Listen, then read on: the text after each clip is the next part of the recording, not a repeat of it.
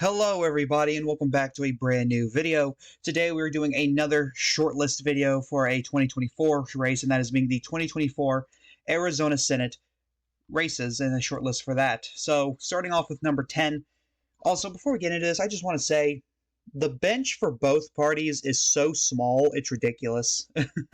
And the Republican bench is almost non-existent. It's gotten bad for Republicans in Arizona. But starting off with our number 10 strongest candidates, of course, I picked 5 Republicans, 5 Democrats, so keep it even. The number 5 Democrat and the number 10 pick is going to be Kirkpatrick, the former U.S. Congresswoman out of Arizona's 2nd Congressional District. If you don't know, she actually did run for Senate against John McCain. Of course, she was so moderate that the Green Party nominee got 5% of the vote. I think the strongest showing for a Green Party candidate in Arizona so far. So, why is she, number 10? Well, she's vaguely pro-gun, and what do I mean by that? She hates a assault weapons ban. She opposes that. However, there are times where she has supported gun control measures. Her voting record in the House was very much like, if she could tell that a, certain piece of legislation wasn't going to get a lot of attention, she would vote conservative on it. Gun issues, by the way. If she figured it would get a lot of attention, she would vote liberal. So, I'm not going to say what that is, but I know people in the comment section will. But I say vaguely pro-gun in the sense of Andy Beshear, and we see how well he does in Kentucky. Some cons: she's a progressive on healthcare in Arizona. Like, you've got to be, like, libertarian on that issue. Like, libertarian on healthcare and economics. And if you're not, that's a con. She's also weak on the Fourth Amendment. Arizona is one of those constitutionalist states, I guess you can call them. A place where, Tea Party and libertarians would do very well in. She is weak on the Fourth Amendment. She has supported, several pieces of legislation that would, let the government spy on, people without a warrant and then take those records and give them to, like, corporations and shit. It's not fun. Also, a con is she is getting up there in age. She is 73 years old, and I think if you're older than 69, then it's time to hang up the gloves, buddy. It's over. If you still think you have it in the tank, no, you don't. You don't. The number 9 pick, as well as the number 5 Republican, who I originally had higher on this list before doing, research and all that, is going to be incumbent Congressman Andy Biggs from the 5th Congressional District as of right now. Pros in this guy: he is very tough on medical freedom, very much so. It was like, hey, if you don't want to wear a mask, you don't have to. If you don't want to get the vaccine, you don't gotta. That's very popular in the state of Arizona. As well as a tough on border stance. Arizona loves themselves a strong border, considering part of the state is connected to the Mexico border. It's mostly Texas, but like a sliver of Arizona is, connected to the border. But still, Andy Biggs would do very well with his stances on the border control. Also, he has a strong opposition to big tech, which is a very hot box issue for Arizonans in the state as of right now, and Biggs would probably get a lot of support for that. Some cons is his involvement in the 2023 speaker crisis. I don't believe he voted to oust McCarthy. I could be wrong, but I do know he was one of the 20 Republicans who, caused 15 ballots on the speakership. And of course, the speakership is, I believe going on right now. It's 1 o'clock by the time I'm recording this video, so I have an hour to get this out to y'all. Hopefully I do. He voted against every single COVID relief bill. That's not good, especially, for Arizona, as, a lot of Arizonans supported those bills from both Trump and Biden. He also voted against certifying the 2020 election, especially in his home state, which ain't gonna help you, as Arizona is like Georgia, a Biden state that thought, hey, we voted this way, stop trying to change it. That's not gonna do well for Biggs, as well as the Democrats could literally just hammer home on him for that. He's also a foreign isolationist, which I don't think is a bad thing. However, we're looking at it through the lens of an Arizona voter, and 9 times out of 10, they are foreign interventionists. They like, defending democracy overseas most of the time. It's not all the time, but most of the time, and that would hurt Biggs with, those traditional Republican voters. He's also very far-right on abortion. Arizona is a state where you have to be moderate on abortion, like straight-up moderate. You have to be pro-exceptions or pro-restrictions, depending on your party. Otherwise, you're probably fucked if abortion ends up becoming a hot topic in this race, which it will. Jackson v. Dobbs is still in the minds of some people. Though there are some thoughts amongst the right wing that maybe the effect is dying down. We'll just have to see and wait in Virginia and Kentucky. Going on to the number 8 pick, and the number 4 Republican is going to be Karen Robson. She is the former member of the Arizona Board of Regents. I believe that's how you say that. She was also a candidate for governor in 2022. I supported Kari Lake. I regret that decision, but I probably would not have supported Robson. That's just me. Pros about her: she's an economic libertarian. She had the support of Barry Goldwater Jr., as well as several economic libertarian-minded Republicans, and that is a thing that will help you in Arizona, as Arizonans are very much a economic libertarian state. Being socially conservative, economically libertarian, this was a Tea Party guy. This was a Tea Party Republican's dream state right here. It was slowly starting to move from the whole McCain Republicanism to this Tea Party Republicanism. And then Trump came in, and then it just fucking changed everything. She's also got a strong suburban appeal. You wouldn't know that if you looked at the Republican primary map, where she lost every single county to Lake, thanks Donald Trump. She also has ancestral Republican appeal, which this is unproven, so if you don't want to say she does, I'm not going to argue with you, because it's unproven, untested, and we'll probably never see it tested, because she's probably never going to run for office again. She might run in 2026, though, for governor. Maybe. Cons: she's weak on big tech, just like Greg Abbott. She has, how do I explain this? So, Greg Abbott has signed multiple pieces of legislation that has brought big tech companies in, and Karen Robson is a part of a big tech corporation. If you see what okay, you get it. She might be considered too safe of a pick. We see what happens whenever we run candidates of a might be considered too safe. They lose or underperform severely because they're boring. Also, she's mostly a political unknown. She's ran once and lost by a pretty big margin. Well, if you look at the county map, I really don't remember what the margin was. It could have been close. Anyway, next up, the number 3 Republican and the number 7 candidate is Doug Ducey, the former governor of Arizona. This is the guy who I wanted to run for Senate in 2022 and 2024. Thanks, Trump, for screwing my pick over. Again, and even though I still think he would do well, just look at Brian Kemp up in Georgia. Just saying. So some pros on this guy: he supports public education funding, which could hurt him with the right wing. He has signed multiple pieces of legislation giving funding to education, which Arizona is a weird state where it's like they like school choice. Like, if you expand that program, that's a good thing. But at the same time, it's like, hey, we also like increased teacher salaries as well as public education funding. So if you can do that as well, we'd appreciate you. And Ducey did that, which is why he had approvals in the mid-50s before Trump decided, hey, I'm going to elbow drop your fucking approval ratings. And of course, he has a strong opposition to tax increases. As treasurer, there was a ridiculous opposition to raise, I think, the sales tax by 0.5 cent. Right? It would bring in a certain amount of funding to the state, which was needed for a balanced budget. And Ducey said, no tax increases. Even if it's 0.5 cent, I shall not support. What about a quarter? No!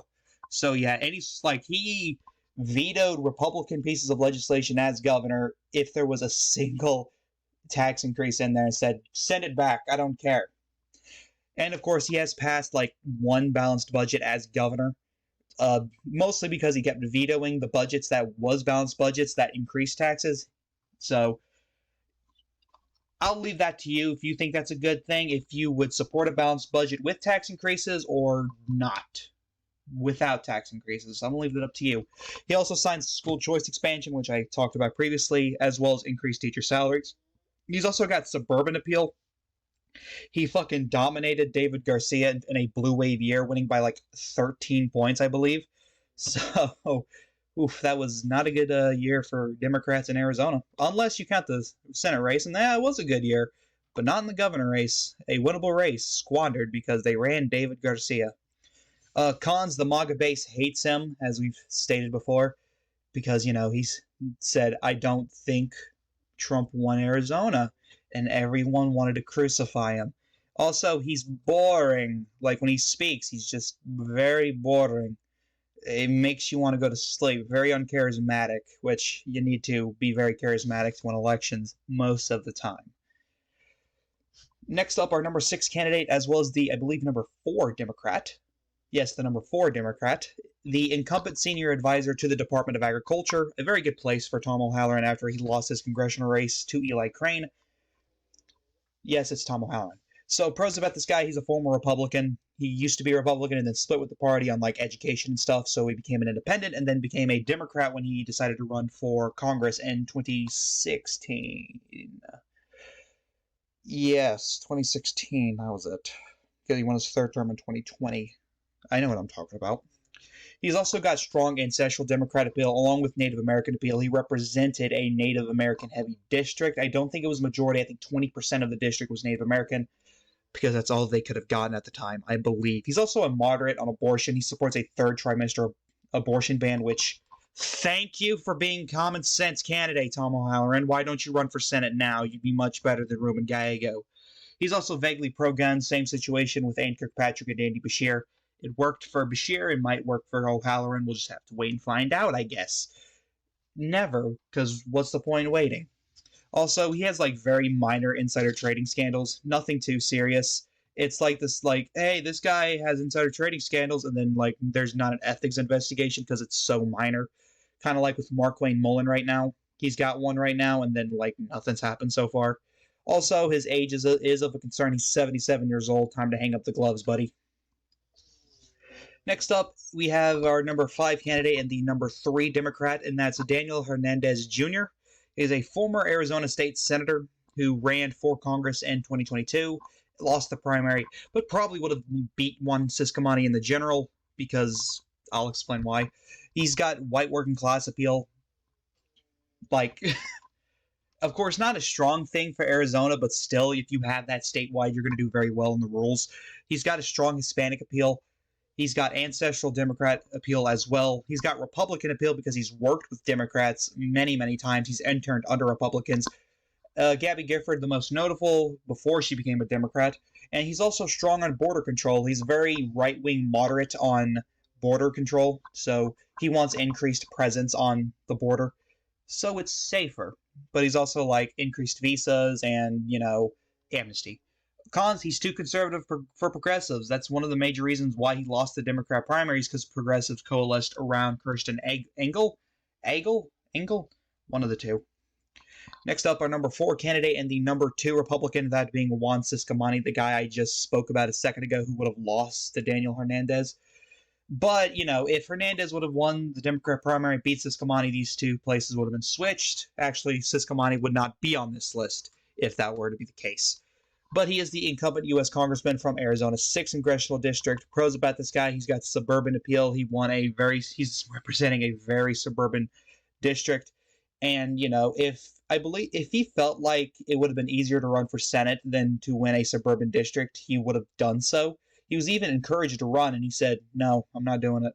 No, not even. I don't blame him. Nobody wants to run for anything right now, and I really don't blame them. He's got Hispanic appeal. Again, a suburban Hispanic district like his is bound to come with appeal. He's also got ancestral Republican appeal. Your McCain Republicans, very much, who typically vote Democrat. And he's also a moderate on abortion. He opposes a nationwide abortion ban, which could cause the cons, which he's too far right on, or the far right will not support him because of his moderate views on abortion. And the fact that he won't support a national abortion ban, which would help him greatly in Arizona, by the way. He's also a moderate on immigration, and what I mean by that, he supports amnesty, and Arizona doesn't like that. Remember, the Tea Party is strong here. Well, it was before Trump came along. Next up, our number 3 candidate and the number 2 Democrat is Greg Stanson, the incumbent congressman from Arizona's 4th congressional district. I praise this guy a lot and wonder why he's not running for Senate right now when he's honestly the second strongest Democrat they could run. I used to thought he was the strongest, but no, there's someone else that Republicans hate with a burning passion that would honestly be a thorn in their side if she decided to run. You might be able to guess, probably not, but he's on the thumbnail, so Greg Stanton's got that at least. Pros about this guy, he's the former mayor of the largest city in Arizona, that being Phoenix. Now watch someone try to say it's like Yuma County, and I'm like, that's not a city, that's a county. I kid.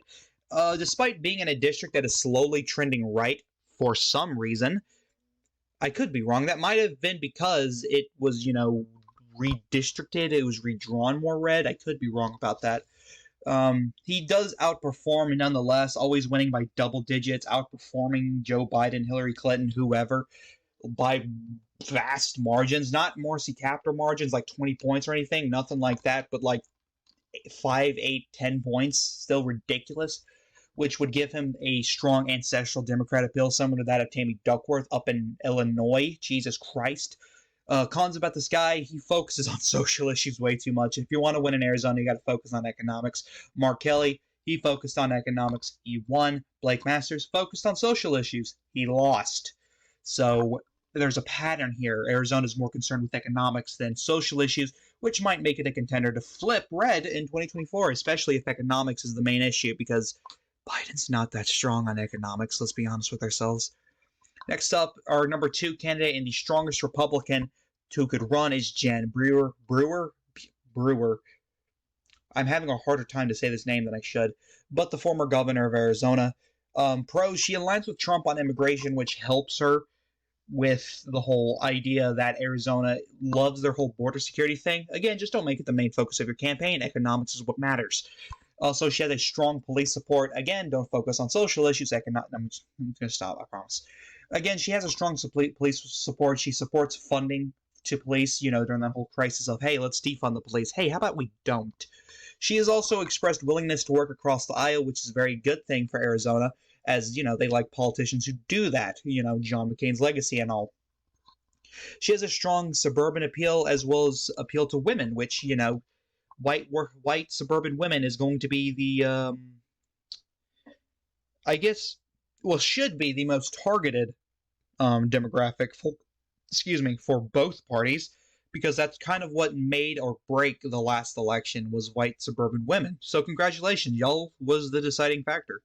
Also, she did charter school funding, something that Arizona loves. Also, the Trump base might not support her due to her being a moderate on a lot of issues, because, we need a stronger, less mushy candidate, and then they support the Libertarian or the Constitution Party person, whoever that might be. Is the Constitution Party even a major party or minor party in Arizona? I don't know. Also, she has a history of signing in tax increases. The whole read my lips thing, that happened to her. She promised that she would not increase taxes, then proceeded to do it every single budget. That hurts her a lot. Also, she made cuts to Social Security and Medicare. I don't even need to explain why that's a terrible thing for Arizona. Also, the number 1 candidate and the number 1 Democrat is Janet Napilitano. Yeah, she's the strongest candidate. And Republicans will probably be like, no, she's weak. She's currently working under the Biden administration. She's the incumbent. She is an incumbent member of the President's Intelligence Advisory Board. So she's working in the Intelligence Department in some form of matter. She was elected statewide in Arizona via a landslide after she barely won in her first term. Second term, landslide. First term, she got like 48% of the vote in a 3-way race. She's strong in edge. This woman is a moderate, right? She puts some moderate Republicans to shame. Like, she is strong in education. We've talked about it. Teacher salaries, school choice. What was the other thing? Public school funding, charter school funding. She did that as governor. She's strong in health issues. She prevented schools and businesses from closing during the H1N1 epidemic. Barack Obama was going to come out in support of closing down, and then she said, don't do that. And she had a strong voice in leading the charge against the H1N1 epidemic, which, if you think she did a terrible job, then we can put this bitch down in the cons. Not her, but the strong on health issues. We can put it in cons. I think I need to be clear. I'm not calling her a bitch. I don't have a reason to. She's also strong on border security. Again, she puts some moderate Republicans to shame outside of the whole she supports amnesty bit.